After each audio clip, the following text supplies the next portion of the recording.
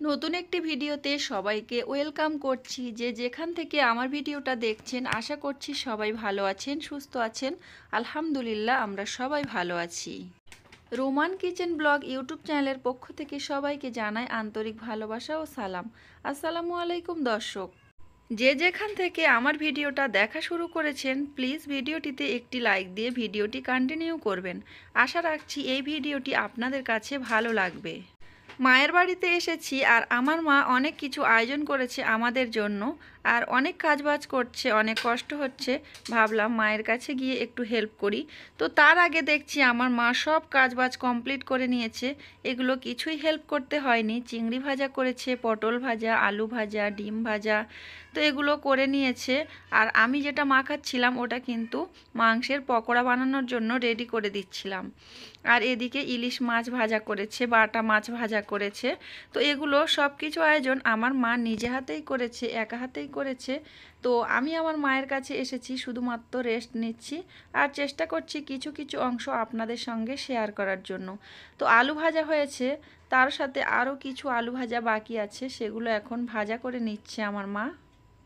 মায়ের কাছে এসেছি আর আমার মা অনেক সকাল থেকে উঠে সব কিছু আয়োজন করছে, আর আমি অনেকটাই লেট করে ঘুম থেকে উঠছি। কারণ আমার ছোট বাচ্চাটা রাতের বেলা দুষ্টুমি করে, ঘুমাতে দেয় না। আবার যখন ঘুমাতে দেয় আমার একটু কড়া ঘুম, যার কারণে আমি একটু বেশি করে ঘুমাচ্ছি মায়ের কাছে এসে। আর আমার মা সব কিছু আয়োজন করছে, একা হাতেই সব কিছু রেডি করছে। আমার মা বলছে আমার মেয়েটা অনেক দিন পরে এসেছে, একটু রেস্ট করুক, আমি তাকে সব কিছু নিজে হাতে বানিয়ে খাওয়াবো। মুরগির মাংস কেটে ধুয়ে পরিষ্কার করে নিয়েছে। তো আমি যখন যেটা সুযোগ পাচ্ছি তখন সেটা একটু ভিডিও ক্যাপচার করছি আপনাদের সঙ্গে শেয়ার করার জন্য। যেদিন আমি আমার মায়ের বাড়িতে এসেছিলাম, মনে হচ্ছে এই ভিডিওটা প্রথম দিনের ভিডিও। তো আপনাদের সঙ্গে শেয়ার করতে অনেকটাই লেট হয়ে গিয়েছে। 2 বছর পরে আমার মায়ের কাছে এসেছি। আব্বা মা ভাই বোনেদের দেখে কিন্তু ভীষণ ভালো লাগছে। এদিকে মুরগির মাংসটা কিন্তু রান্না হয়ে গিয়েছে। আমি সকালবেলা ঘুম থেকে উঠেছি, তালের ফুরুলি বানিয়েছিল। যেহেতু তালের সিজন শেষ হয়ে গিয়েছিল, তাল ফুরুলি করার জন্য তাল থেকে যেটা বের করে, তো ওই নামটা এখন ভুলে যাচ্ছি। যাই হোক, ওটা আমার মা বের করে আর ফ্রিজের মধ্যে রেখে দিয়েছিল। আর আমরা যখন গিয়েছি আগের দিন রাতের বেলা কখন আমার মা তালের ফুরুলি বানিয়ে রেখেছে তো সেটা জানি না, তাই আপনাদের সঙ্গে আর শেয়ার করা হয়নি। তো যেটা যখন চোখের সামনে পড়ছে তখন সেটাই শেয়ার করছি। মুরগির মাংস তো সব সময় রান্না করে খাওয়া হয়, তো মায়ের হাতের রান্নার মজাই আলাদা। ছোটোবেলায় তো অনেক খেয়েছি। আর আমার মা এখানে কিন্তু 2টা মুরগি রান্না করেছে একসঙ্গে, অনেক বড় বড় সাইজের। তো আমার বড় আপু আসবে, অনেকজনকে নেমন্তন্ন করেছে। সব রকম ভাজা হয়ে গেছে, মুরগির মাংস রান্না হয়ে গিয়েছে। আর এদিকে আমার মা পোলাও রান্না করছে নারকেল দুধ দিয়ে। তো এই পোলাও রান্নাটা কমপ্লিট করা হয়ে গিয়েছে। আমার মামি একটু চেক করে দেখছিল যেটা হয়েছে কিনা, এখন উঠিয়ে নিয়ে যাবে। সব কিছুই রান্না মাটির চুলাতে হয়েছে, আর মাটির চুলার রান্না খেতে ভীষণ ভালো লাগে। আমার বাচ্চারা বাচ্চাদের মতো খেলা করছে, বাচ্চার আব্বুও তার মতো ফোন নিয়ে ঘাঁটাঘাঁটি করছে, আর আমি আমার ভিডিও নিয়ে ব্যস্ত আছি। আমি কখন ভিডিও করব সেই প্ল্যানে আছি, যে কখন সুযোগ পাবো ভিডিও করব।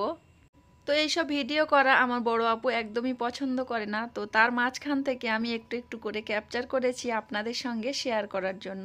তো দেখতে পেয়েছেন গরুর মাংসের টিকিয়া বানানো হয়েছে, ইলিশ মাছের মাথা রান্না করা হয়েছে, ডাল রান্না করা হয়েছে, দেশি চিকেন রান্না করা হয়েছে। তো যেগুলো রান্না করা হয়েছে আমি এগুলো কিন্তু পরিবেশন করছি। বাপের বাড়িতে এসে কোনো কাজ করি আর না করি, আমার মা যখন রান্না করে দেয় তখন আমি সবাইকে এগুলো পরিবেশন করে খাওয়াতে খুব পছন্দ করি।